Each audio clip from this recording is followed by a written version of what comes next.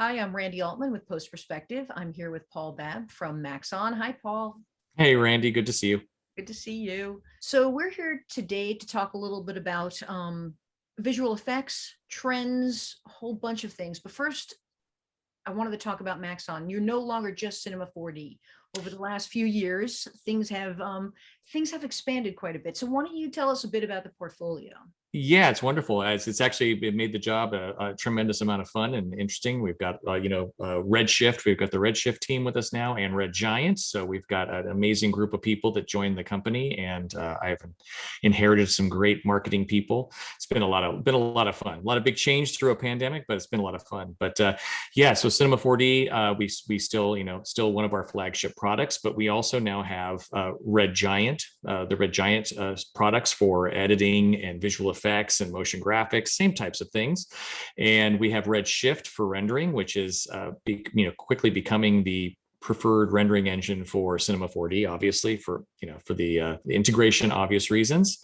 And not just Red Giant Complete, but we also have a different bundle within Universe as well. So we've kind of taken all the Red Giant offerings, and now we have a Red Giant Complete package and a Universe package, which has been great. And then earlier this year, we also acquired a little company called Forger that makes a mobile sculpting tool. So looking at exploration of mobile design situations and seeing, how people like using that.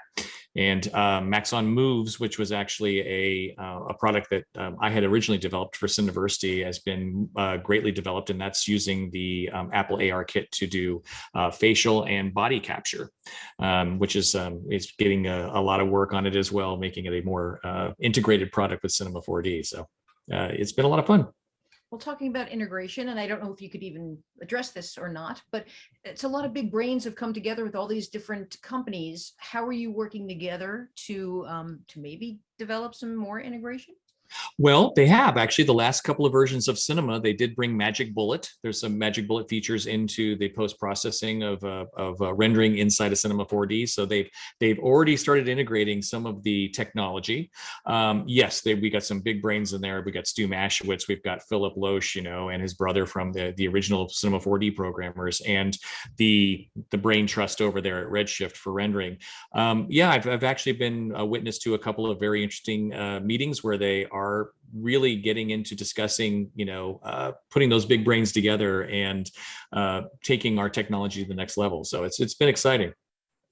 Fantastic. Now you guys have always been good about community and building your community, keeping in touch with your community. You are doing many different things throughout the week. Can you just run down how you're promoting the people that are using your tools, how you're sharing information, all of it?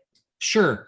So, before the pandemic, we tried to bring in the audience that was not able to come to trade shows by streaming our presentations from the shows. When the pandemic kicked in, it became all virtual. So we actually went to a cadence the first year of doing our trade shows anyway and presenting from a virtual, presenting ourselves from the office and then bringing in artists from wherever they were to give their presentations. And as you said, we focus mainly on the work that artists are doing with our tools, because I probably said it in your interviews before. The painting is far more interesting than the paintbrush. I will repeat it until people say stop repeating it. But it's true because every artist that got in this industry was inspired by some imagery in a film, Star Wars, Star Trek, something that got them wanting to be in this industry. And so I recognize that that's what inspires people to want to do it, and inspires them to maybe want to use your tools, so that we focus on the artists. But so this year, as we were planning out our year, we realized it might be nice to have a monthly show, because we didn't really know how much longer the pandemic was going to go at the end of last year. So we planned out monthly shows, and then the shows where we would have normally would have a trade show, we had multi-day shows still around the dates of those physical shows. We now know that we will be kicking back in physically for NAB this year. Really excited to be out there in October and see the people who want to come out. And again, we'll stream for those who don't want to come out or can't come out for any reason. So that's been great. Part of the merger and the different people, I was able to take several members of team and put them together with a gentleman named Simon Walker, who's in charge of our education and training training.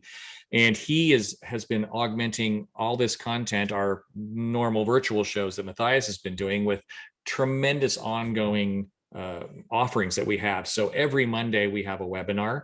It's called the Demystifying Series, and they'll do each month. They'll focus on something different. I think it's color grading this month. Each month they focus on something different. They have different people coming on, and then he's also running an Ask the Trainer session once a month, so people can actually come on and ask a technical question about one of our products or something that they're trying to solve, and they'll be on there live. They've been getting some great audiences and great questions.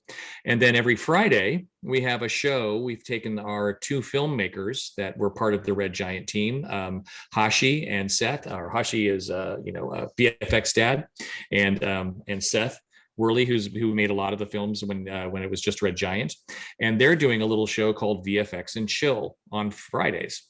And that is basically, they find something interesting they've seen on TV, in a film, a commercial, or something, and they attempt in an hour or so to do a little breakdown of how you might approach doing that project. They don't sit there and literally nuts and bolts break it down in that short amount of time, but they do talk about the process they might go through to achieve that result.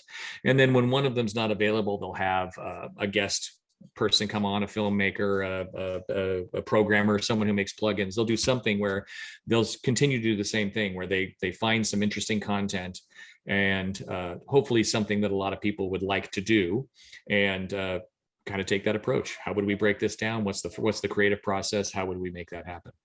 So something for everyone. Something for everyone. So you think about, we've got 2 shows a week. We've got the virtual show every month. We've got Ask the Trainer every month. And boy, when we get back to going physically, we can start, hitting those user groups and maybe go back out on a road show to really connect up with everybody. So yeah, we're very excited. Well, before I let you go, let's talk about trends. So obviously Yeah. over the last 18 months or however long it's been, people have been working mostly remotely. People are starting to get back into the office to work. Mhm. But I mean, from what we've been hearing, it's going to be a hybrid model. What are you hearing? What do you expect to happen for the rest of the year, and then the year after that? I think everybody will start rolling back, especially in the States, probably September, October. People will start rolling into whatever policies they have. I know different companies have different policies. We've been reading up a lot on it, and we're seeing a trend of 3-2 or 2-3. 3 days in the office, 2 days out of the office. So a lot of people are looking at a hybrid approach. They see the value of having people working together, but they also recognize the convenience of our ability to work remotely, and allowing that as well. I think, in some cases, I know I've worked more hours since I've been home than I did when I was in the office. So there is some advantage to that as well. Our CEO recently sent out an email, and it was an eye-opening. It was hopefully for employees to see the value of coming in the office, but they were sitting around after work one day having beers behind the office, the backyard at the villa in Friedrichsdorf, and having a couple of beers. And somebody, mentioned, it'd be great if we could do this thing. And somebody in engineering said, oh, that would take a long time. And someone else who was there went, that's interesting. I wonder if you could do it this way. Went off over a weekend, played with something, and actually came back with something that was incredibly useful and inventive, that other people thought might take months, and was able to at least whip up a proof of concept over the weekend. So he was basically saying that conversation, they're sitting around having a couple of beers, and they were able to accomplish something great that wouldn't have happened otherwise virtually, because you wouldn't have been sitting around bantering ideas. And I can tell you that that's one of the huge advantages of the trade shows, especially the artists that we bring will say, one of the best parts of coming to the show wasn't the getting to present and that type of thing, but it was at dinner time, when all these artists were able to get together, was exchanging ideas, exchanging tips and techniques, learning something from each other. So many artists work remotely these days. And like I said, we've been told multiple times from the artists that really the one thing they look forward to is the ability to pick each other's brains. And so I think I see a hybrid approach moving forward from now, next year, and on, for sure. Absolutely. And it's a very relationship-based business. So seeing people in person is incredibly important. And like you said, spurs ideas, the whole bit. So hopefully soon we will all be able to get together again soon, maybe Yes. maybe October. But so why don't you tell people where they could find out about all the stuff you have going on? Hey, listen, come on over to maxon.net, maxon.net. If you go to the events page, you can see all the events that we've got going on. You can register so you can get reminders and show up. We've got great news coming out on a regular basis, great customer stories. And come out to one of our webinars, come out to one of our virtual shows, come out to the show in October. We are going to be there and doing what we normally do. That sounds great, Paul. Thanks so much for taking the time. I appreciate it. Thanks, Randy.